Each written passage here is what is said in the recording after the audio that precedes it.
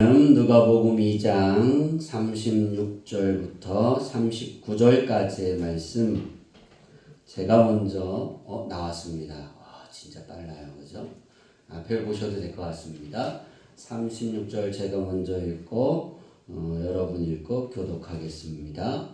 또 아셀 지파 바누엘의 딸 안나라 하는 선지자가 있어 나이가 매우 많았더라. 그가 결혼한 후 7해 동안 남편과 함께 살다가 나보다 늙고 84세가 되었더라. 이 사람이 성전을 떠나지 아니하고 주야로 금식하며 기도함으로 섬기더니 마침 이때에 나와서 하나님께 감사하고 예루살렘의 속량을 바라는 모든 사람에게 그에 대하여 말하니라. 주의 율법을 따라 모든 일을 마치고 갈릴리로 돌아가 온 동네에 나사렛에 이르니라. 아멘. 할렐루야. 아멘. 우리는 저번 주에 하나님이 이루시는 하나님, 또 이루시기 위해서 열심히 일하시는 하나님에 대한 말씀을 들었습니다. 하나님이 이루시고자 하는 일들을 오늘 본문의 말씀을 보고 그 이루신 그것을 보고 기뻐한 사람들, 그래서 예수님 탄생이 큰 기쁨이 된 사람은, 그렇게 말씀의 제목을 잡았습니다. 그러면 유추해 볼 수 있죠? 예수님의 탄생이 큰 기쁨이 있으면 또 어떤 게 있을까요? 큰 슬픔. 그렇죠? 악몽이 될 수 있겠죠. 예수님의 탄생, 성경에 보면 이스라엘 백성들에게 그렇게 달갑지 않았어요. 왜냐하면 예수님이 탄생한 소식을 듣고 헤롯 왕이 그 소식을 들은 그 시점에서 2살부터 시작해서 그 밑으로의 모든 아이들을 어떻게 했어요? 다 죽여버렸어요. 얼마나 슬펐을까요? 그럴까요? 춘천 시내에 갑자기 아이들이 2살 이러면 큰일 나죠, 그죠? 근데 갑자기 2살부터 시작해서 밑에 아이들이 다 죽었다고 쳐보세요. 여기에 기뻐할 사람이 있겠어요? 내 자녀가, 내 가족이 아무도 없다고 해도. 아마 이 춘천 시내가 슬픔으로 가득 차서 헤어나지 못했을 것 같아요. 그래서 그런지 예수님이 언제 태어나셨는지 기록이 없어요. 그죠? 우리 그 벌거벗은 세계사를 보면서 이제 예수님의 탄생을 추적하는 여러 가지 방법들이 있는데 그 2가지 별이 있대요. 근데 예수님의 헤롯이 성경에 기록되어져 있는 헤롯 왕이 BC가 되기 전에, 맞죠? AD가 구약 시대잖아요, 그죠? BC가 되기 전 4년 전에 죽었대요. 그러니까 예수님은 그 전에 태어났다는 거죠. 그러니까 아직 성경이 우리가 그렇게 해서 시간 타임을 정확하게 알 수는 없어요. 예수님의 탄생이 언제인지. 우리가 이제 내일은 시간을 좀 짧게 해야 되니까요. 성탄절을 이단들이 신천지가 기독교는 다 이단이다 그래요. 왜냐하면 12월 25일을 성탄절로 지키기 때문에. 왜냐하면 그 12월 25일은 그게 뭐냐면 타락했던 축제의 날이었어요. 로마의 축제의 날이었어요. 태양신의 축제의 날이었어요. 근데 이제 로마가 기독교 국가로 바뀌면서 그 축제의 날을 바꾼 거예요. 타락하고 문란한 것을 예수님의 탄생을 뭐하는 거로? 축하하는 거로 바꿨어요. 우리나라가 성탄절이 언제 들어왔을까? 6.25가 끝난 날 들어왔어요. 끝난 그 해에. 그러니까 성탄절 12월 25일이 빨간 글씨가 된 게 그 해에 빨간 글씨가 됐어요. 그 전에는 있었을까요? 없었을까요? 없었어요. 그럼 뭐도 없었을까요? 저기 그 있잖아요. 그 석가탄 신일도 없었어요. 성탄절을 만드니까 이승만 대통령이죠. 이승만 대통령이 성탄절을 빨간 공휴일로 바꾸니까 왜냐하면 미군이 군정이 들어왔어요. 6.25가 끝나자마자 우리나라를 대한민국이 통치한 게 아니라 미국 군인이 통치를 했어요. 얼마의 기간 동안. 근데 미군들이 와서 12월 25일 날 뭘 해요? 축제를 해야 되는 거예요. 성탄절에. 근데 우리나라는 그걸 쉬어야 안 해요. 모르잖아요. 그래서 그 문화가 우리나라에 그때부터 들어온 거예요. 성탄절이. 그러고 나니까 불교권에서 뭐예요?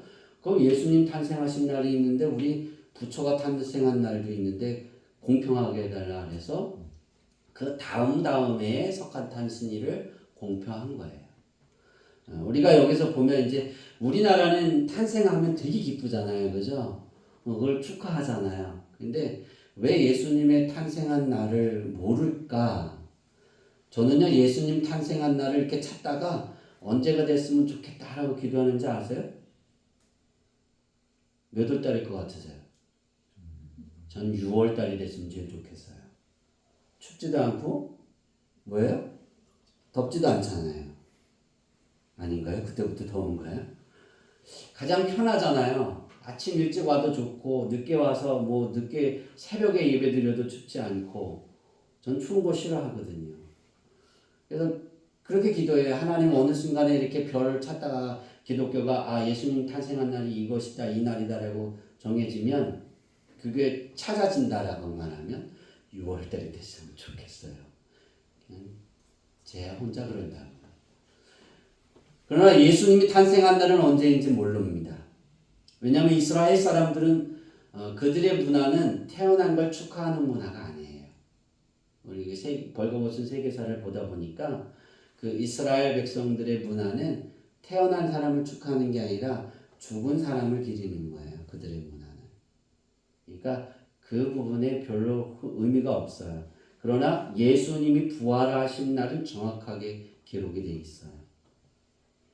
오늘 다시 돌아와서 본문에 보면 예수님의 탄생이 큰 기쁨이 된 사람들이 있습니다. 오늘 4명을 살펴보려고 합니다. 저는 우리 주양기교회 모든 성도님들의 이름을 하나님이 불러주시는 것에서 어떤 곳에서 불러주냐면 하나님이 기뻐하시는 것에 여호와를 즐거워하는 사람들의 그 이름이 불려질 때 우리 주양기교회 성도들의 이름이 가장 첫 번째로 불려지기를 원합니다. 전 그렇게 기도합니다.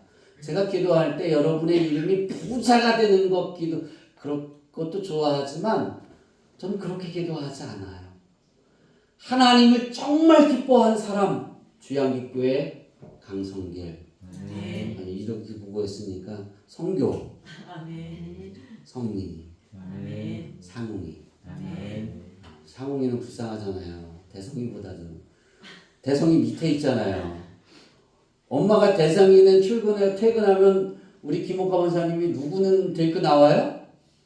대성이는 운동시키고 귀하게 봐요. 근데 상웅이 언제 와? 몰라요? 상웅이는 뭐 좋아해? 몰라요. 그러니까 불쌍한 거예요. 그죠? 근데 엄마한테 불쌍함을 당하는 상홍이를 하나님이 부를 때 하나님이 정말 기뻐하는 사람으로 불려진다라면 이 세상에 살 때 가장 성공한 사람이에요. 그래서 제가 이 말씀을 준비하면서 제가 하지 않았던 기도 한 가지를 하게 됩니다. 세례 요한처럼 예수님을 나의 주인으로 받아들이는 안목이 있게 하옵소서. 하나님이 기뻐하시는 일을 찾아내고 그것을 행하는 안목이 있게 하옵소서.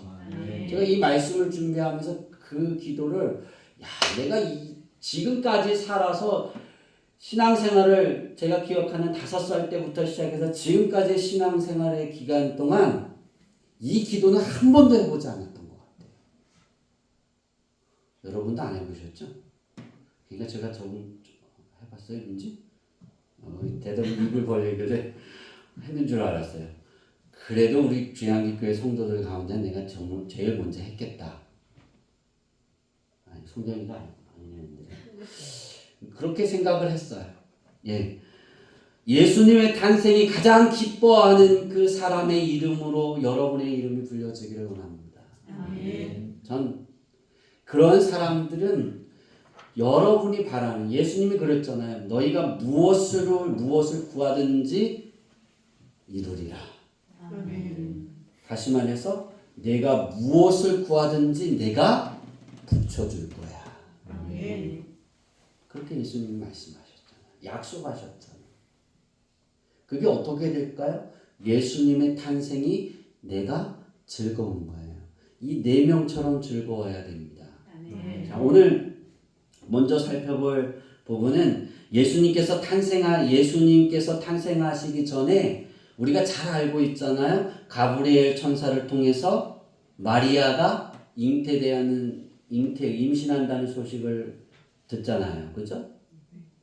남자를 모르던 마리아가 결혼할 사람은 있었지만 성령으로 잉태되잖아요. 그죠? 하나님이 임신시켰어요. 그래서 마리아의 뱃속에 있는 예수님을 보고 기뻐한 사람이 있어요. 그런데 이 마리아가 이 소식을 듣자마자 막 달려갔어요. 누구에게 달려갔을까요? 엘리사벳에게 달려갔어요. 그에게도 그가 나이가 늙었는데 늙은 나이에 임신했다라고 천사가 얘기를 했어요. 그랬더니 너무 임신한 소식을 듣고 기뻐서 그 축하하려고 엘리사벳을 찾아갑니다. 그때 마리아의 소리를 듣자마자 엘리사벳에 있는 6개월 된 세례 요한이 기뻐 뛰었다 그랬어요. 뛰었다 그랬어요. 뱃속에서. 마리아가 가브리엘 천사에게 들은 건 채 하루, 제가 원고에는 일주일이라고 썼어요. 하루가 되지 않았을까? 길어봤자 일주일도 안 되지 않았을까? 여러분, 일주일 되지 않은 뱃속에 있는 아이를 임신했다라고 볼 수 있어요, 없어요?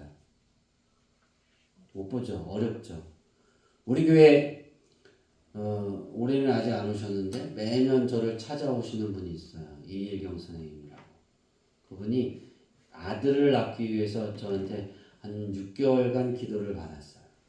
그래서 제가 어느 날 손을 딱 대고 꽃피는 4월에 쌍둥이를 출산할 거예요. 아들이에요. 기뻐하세요. 근데 숫자를 세보니까 오늘 임신한 거예요. 꽃피는 4월이 되면. 제가 오늘 말했는데 오늘 임신한 거예요. 그러니까 임신이 이미 돼 있는 거예요. 그래서 일주일 후에 병원에 가서 확인해봐라. 그랬더니 병원에서는 아니래요. 2주 후에 갔어요. 임신이 됐다는 거예요.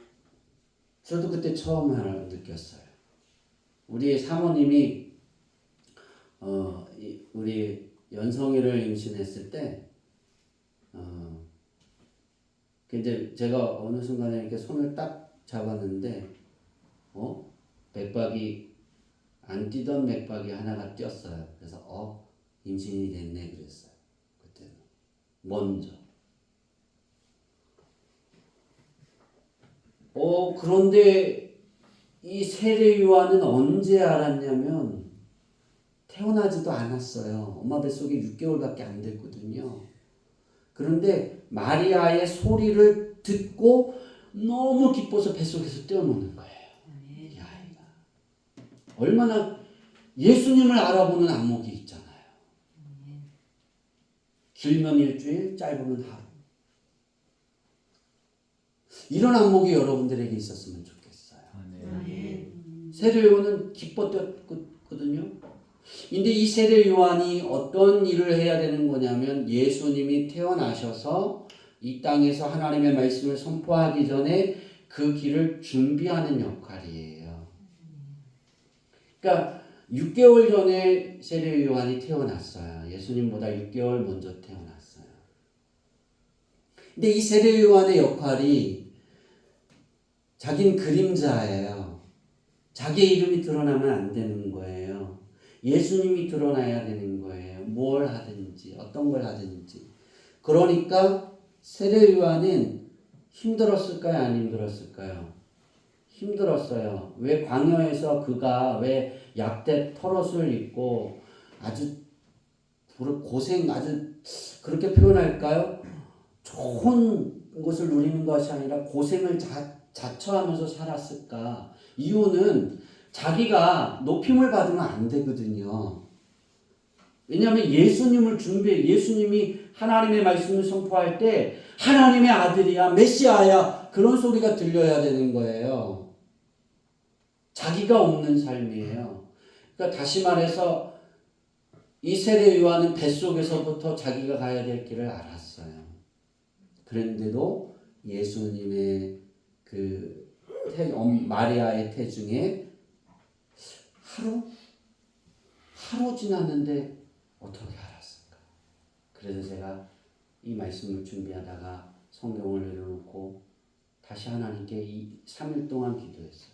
하나님, 저가 욕심이 하나 더 생긴 게 있는데 저도 그렇지만 우리 주양기교회 모든 성도들이 세례 요한 같이 예수님을 알아보는 안목이 생기게 하옵소서. 그런데 저는 세례 요한보다 하나가 더 있었으면 좋겠어요. 예수님이 나는 항상 하나님을 기쁘게 했다 그랬는데 하나의 안목이 더 있었으면 좋겠어요. 하나님이 기뻐하시는 것을 깨닫고 보는 안목. 그래서 그것을 행하는 안목이 있게 하옵소서. 제가 3일 동안 그 기도하고 다시 온 거를 작성을 했습니다. 그 기쁨이 되었으니 얼마나 뛰었겠어요. 여러분 생각해 보세요. 얼마나 행복했겠어요. 이것이 선물입니다. 이것을 눈치를 채고 깨닫고 그것을 내가 소유하고 예수님을 하나님의 아들이신 것을 믿잖아요. 우리가 그래서 오늘 여러분들이 추위를 뚫고 하나님 전에 나와서 예배하고 아멘. 또 영상으로 예배드리고 있잖아요. 아멘. 그러한 사람들에게 하나님은 예수님을 통해서 그렇게 말씀하셨어요.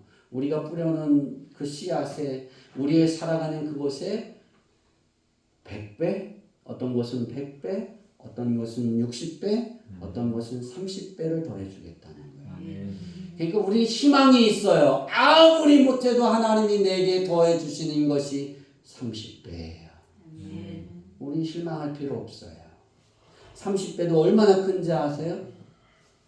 콩 하나 심어서 30알이 생겨요. 근데 내가 100알을 심었어요. 그럼 몇 알이 생겨요?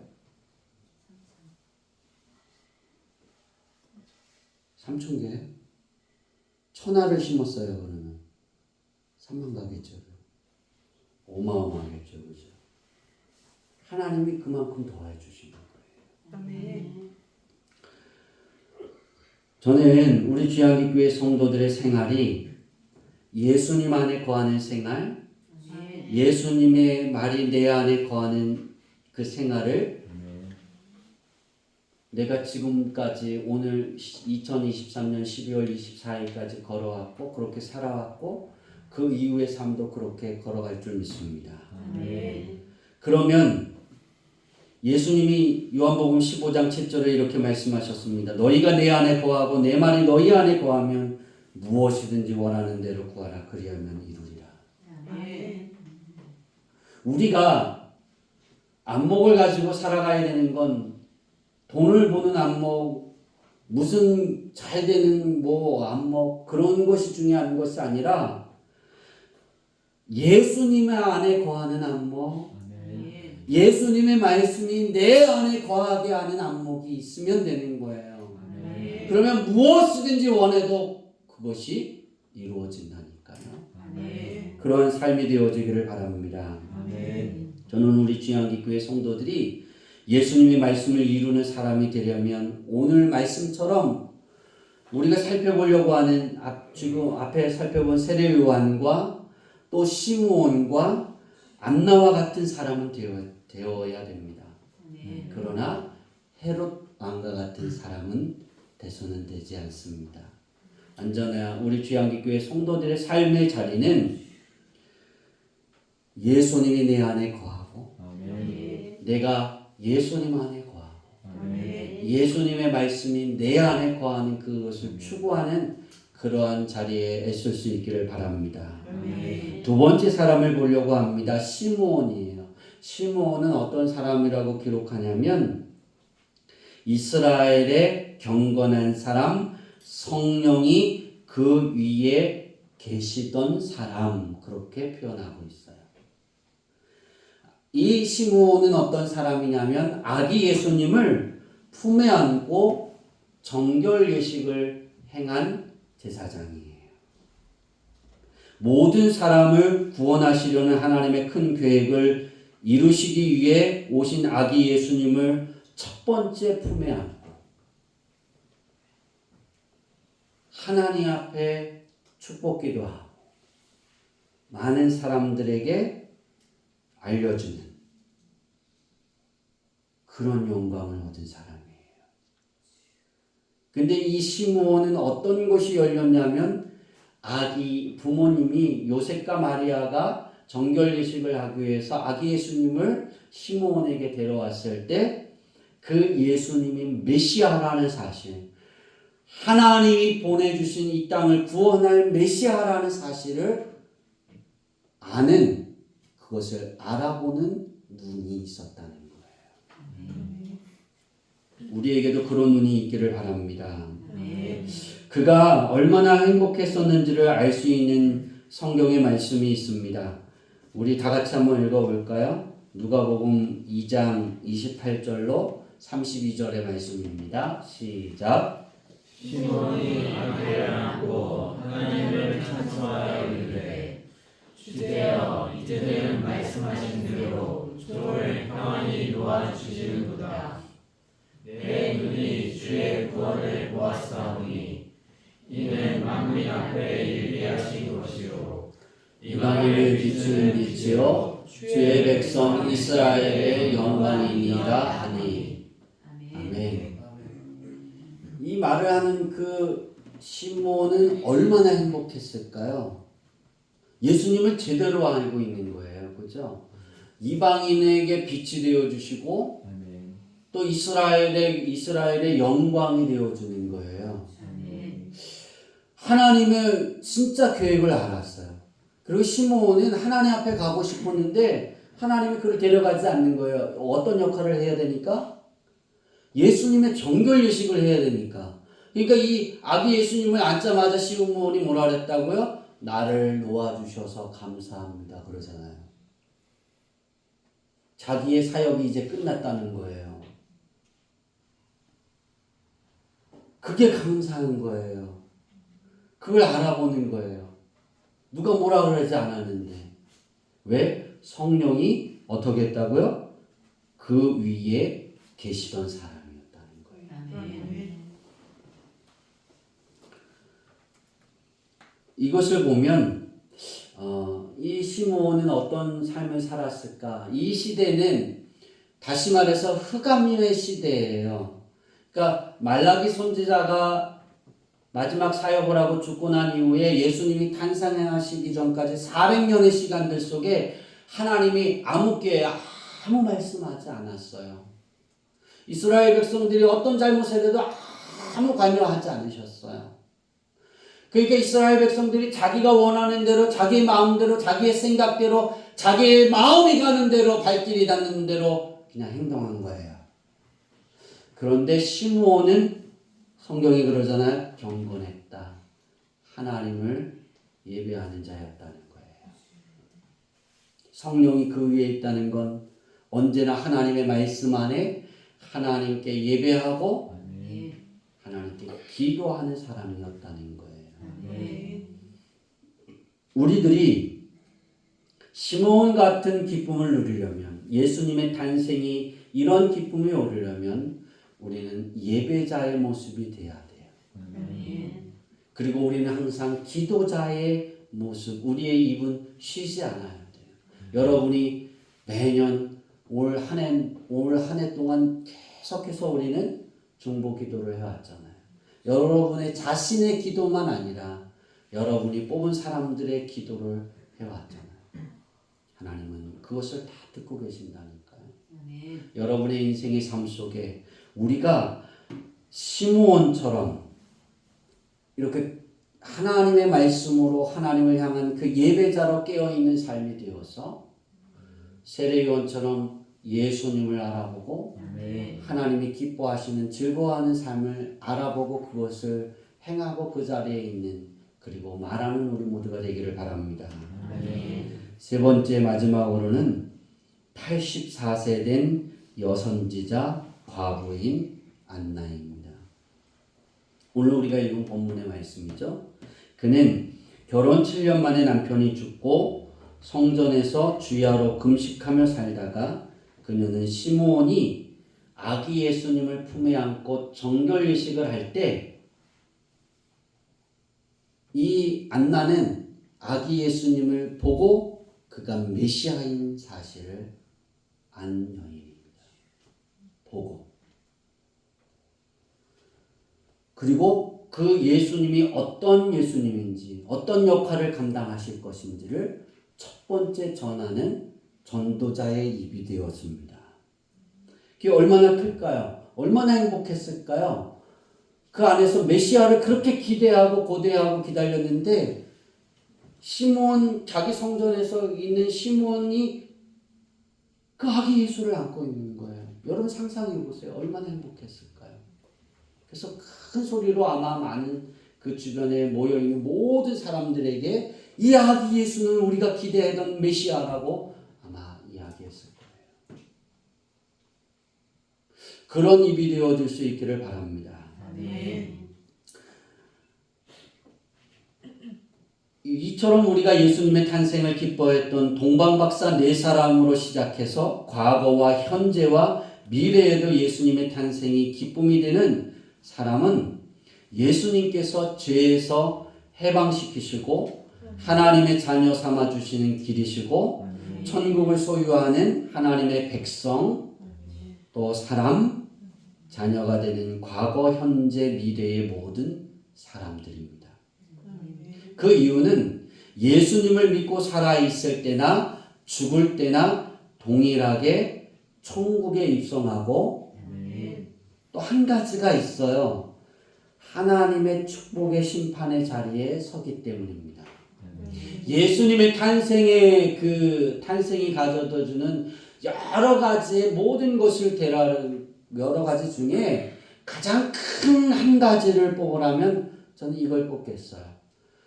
모든 사람은 하나님의 심판의 자리에 섭니다. 죽으면. 그런데 그거 아세요? 예수님의 탄생이 기쁨이 되고 내게 행복이 되고 내 마음의 즐거움이 되는 사람은 하나님의 앞에 가서 심판의 자리에 섰을 때 상급의 심판을 받는 거예요. 그러니까 축복의 심판을 받는 거예요. 그러니까 질이 달라요. 그죠? 축복의 심판이 있으면 뭐의 심판이 있겠어요? 죄의 심판이 있겠죠? 우리는 죄의 심판을 받지 않아요. 여러분은 죄의 심판에서 다 벗어난 데 있는 자예요. 이미 예수님을 통해서 다 해결받았기 때문에. 그래서 우리의 심판이 예수님의 탄생이 기쁨이 될 수 있는 건 축복의 심판이 되기 때문이에요. 그러니까 우리가 하나님의 심판 그러면 우린 두렵지 않은 거예요. 그래서 그리스도인들이 막 이제 숨을 거두려 할 때 두렵지 않은 이유가 뭐냐면 축복의 심판이니까. 아무리 못해도 뭐예요? 축복을 받는 거예요. 아무리 못해도 제가 그러잖아요. 천국에 금으로 지어진 집이 있다니까요. 미안합니다. 그런 거예요. 좋은 예수님이 내가 거할 거처를 예비해 준다니까요. 여러분이 짓는 거처는 비가 셀 수 있고 시간이 흐르면 무너질 수 있어요. 예수님이 준비하는 그 거처는 영원히 무너지지 않아요. 도둑이 들어오지 않아요. 침투할 수가 없어요. 그 안에는 행복과 즐거움만 있는 거예요. 아멘. 그러니까 예수님의 탄생이 행복한 거고 즐거운 거고 기쁜 거예요. 아멘. 이제 지금부터 보여드린 거는요. 우리는 이런 사람이 되지 않았으면 좋겠어요. 예수님의 탄생이 기쁨이 되는 사람이 있다면 반대로 불행과 악몽이 되는 사람이 있습니다. 그 대표적인 인물이 누구냐면 헤롯이에요. 성경에 두 인물이 있어요. 아주 악몽적인 인물. 우리가 예배 드릴 때마다 나오는 인물의 이름이 있어요. 누구죠? 빌라도. 그렇죠? 예수님은 십자가에 못 박았잖아요. 부활주일만 되면 왼수잖아요. 그죠? 모든 크리스찬의 악몽이에요. 예수님이. 빌라도는. 죽어서 지금도 악몽이에요. 그거 아세요? 헤롯은 지금도 악몽이에요. 예수님의 탄생. 왜 그랬을까요? 가만히 보면 헤롯은 왕으로 있을 때 예수님의 탄생의 소식을 유대인들보다 더 먼저 들었어요. 로마에서 파송된 이스라엘의 왕이지만. 그러니까 동방박사는 메시아가 어디서 태어났느냐라고 왔잖아요. 그죠? 그리고 누구에게 가서 말했어요? 헤롯 당신이 이스라엘의 왕이니까 메시아가 어디서 태어났는지 우리에게 알려달라고 그랬더니 눈이 동그란 거예요. 몰라. 그리고 그러잖아요. 너희가 찾거든 돌아갈 때 내게 알려줘. 내가 가서 경배할게. 경배하려고 했을까요? 죽이려고 했잖아요. 그래서 꿈속에 천사가 나타나서 다른 길로 가라 그랬잖아요. 그래서 헤로당에게 가지 않잖아요. 첫 번째 들었던 소식이라면 정말 예수님이 이 땅에 태어나셨어. 메시아야. 그리고 달려가서 경배했다면 이 헤로당은 이름이 다르게 기억돼 있을 거예요. 하나님을 예수님의 탄생을 기뻐한 자로 기록되어 있을 거예요. 근데 헤롯은 그러지 않았어요. 이유가 뭘까요? 왕으로 태어나셨잖아요. 왕이잖아요. 이 땅의 왕, 모든 곳의 왕인데 자기가 이스라엘의 왕인데 왕으로 태어났다니까 자기 자리가 뭐 한 거예요? 흔들릴 수 있는 거예요. 아니 아기 예수가 구테타를 일으킬 수 있어요? 근데 저기 우리나라 역사나 저기 중국 역사를 보면 그 아기를 가지고 여러 사람들이 구테타를 일으키잖아요. 그죠? 헤롯이 그런 우리나라를 배웠나? 모르겠지만 현정이만 웃어서 참. 그런데 중요한 사실은 헤롯은 두려웠어요. 예수님의 탄생이 두려운 거는 받아들이지 않기 때문이에요. 내 것이 사라질까봐, 내가 하던 일들이 이게 사라져야 될까봐, 못하면 어떡하나. 그런 두려움이면 예수님의 탄생이 기쁨이 되지 않아요. 죽게 맡기는 인생이면 기쁨이 돼요. 그건 즐거워질 수 있어요. 그러나 그렇지 않으면 나의 시간을 뜯고 하나님이 예수님을 내 인생에 주셨어도 기쁨이 되지 않는 거예요. 헤롯처럼. 유대인에게 첫 번째 그 소식을 듣게 하셨는데 하나님이 예수님의 그 길을 준비하려고 첫 번째 듣게 하셨는데 거꾸로 행동하잖아요. 거꾸로 행동해서 그것을 이루시는 하나님 예언을 이루어 가잖아요. 잘못된 예언을 이루어가는 건 정말 안 좋은 거예요. 그 자리에 서 있지 않기를 바랍니다. 앞서 말씀드린 것처럼 이 헤롯이 왜 악몽이었냐면 예수님의 탄생을 악몽으로 바꾸는 사람이에요. 2살부터 그 밑에 남자아이들을 다 죽여버렸기 때문에 하나도 남기지 않고 이스라엘 나라 전체를. 얼마나 힘들었겠어요. 얼마나 가슴이 아팠겠어요. 제가 말씀을 준비하다가 왜 유대인들이 그렇게 예수님을 싫어했을까? 혹시 십자가에 못 박아라 못 박아라 그런 사람들이 그 안에 2살부터 헤롯이 죽인 그 아들이 사람들이 부모가 아닐까? 그냥 그런 생각도 해봤어요. 그러나 그 슬픔을 갖고 오게 만든 장본인이 헤롯이에요. 근데 이 자체가 악몽이 아니라는 거예요. 헤롯이 예수님의 탄생이 헤롯에게 악몽이 된 건 따라해 봅시다. 하나님의 죄의 심판에 서기 때문이다. 헤롯은 그 하나의 선택 때문에 하나님의 죄의 심판에 서게 됐어요. 그래서 악몽이 된 거예요. 그는 살았을 때도 지옥을 향했고 죽어서도 하나님의 심판, 지옥의 죄와 벌의 심판을 받아서 지옥으로 들어갈 거예요. 가장 극렬한 불로 들어가지 않을까. 그냥 제가 상상해 봤습니다. 우리의 인생의 삶 속에 헤롯처럼 불행한 악몽이 될 수 있었지만 항상 선택의 자리에 있다는 거예요. 헤롯도 악몽이냐 기쁨이냐 선택의 자리인데 악몽을 선택한 거예요. 여러분의 인생의 자리가 예수님의 탄생을 이제 우리가 생각하고 내일 성탄절 예배를 드릴 텐데 내 그 성탄절 이후의 삶이 예수님이 탄생이 내 안에 들어와서 예수님이 내 안에 들어와서 우리의 그 선택 하나가 악몽이 될 건지 아니면 기쁨이 될 건지는 바로 나 자신의 선택에 달려 있다는 거예요. 하나님은 우리에게 죄와 벌이 아니에요. 복을 주기를 원하시는 하나님이에요. 우리가 잘 되기를 원하시는 하나님이에요. 우리 하나님은 우리에게 은혜 주시기를 원하시는 하나님이에요.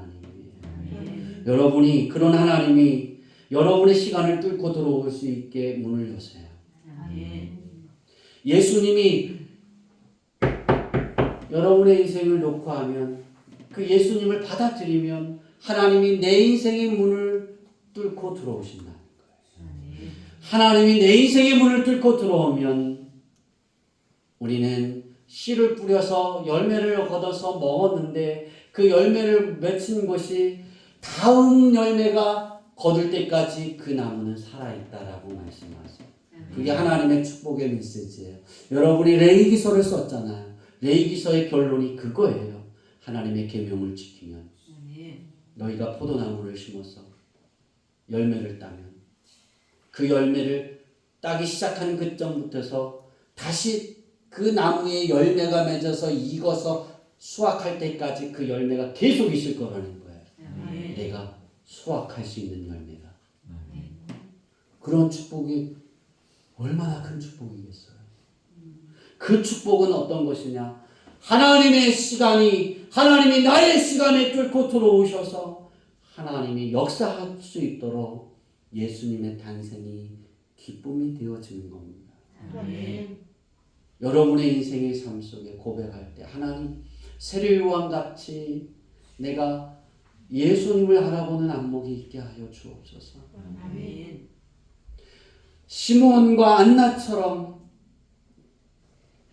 예수님을 만나서 예수님의 탄생이 기뻐서 예수님이 나의 주인인 그 자체가 행복한 그것이 되어서 하나님이 내 삶을 이끌어갈 수 있는 그런 삶이 되게 해달라고 기도하시기 바랍니다.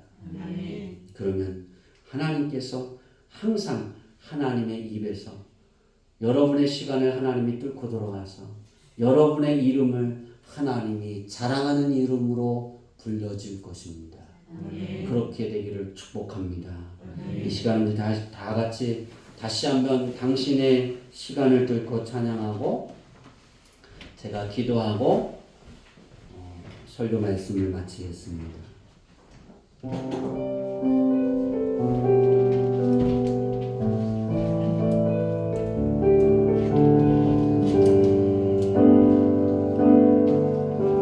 주 시간을 뚫고 땅 가운데 오셨네 우리